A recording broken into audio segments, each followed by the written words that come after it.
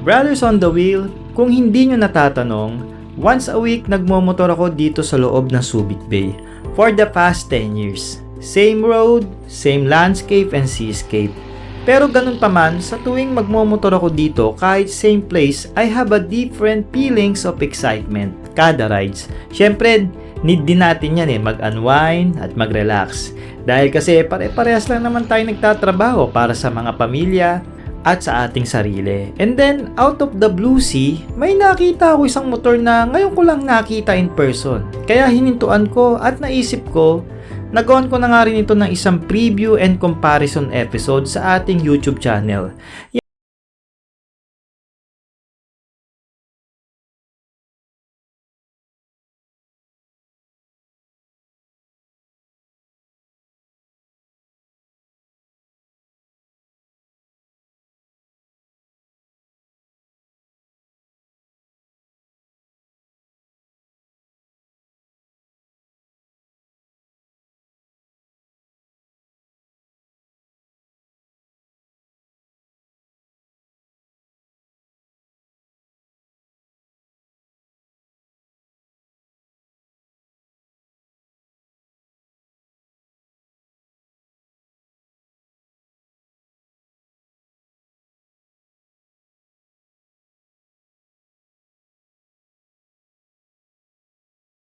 On the wheels, bago tayo magsimula, huwag nyo muna kalimutan mag-subscribe at i-click ang kalembang. At i-like nyo na rin ang ating page sa Facebook para ma-update kayo sa balitang motorsiklo.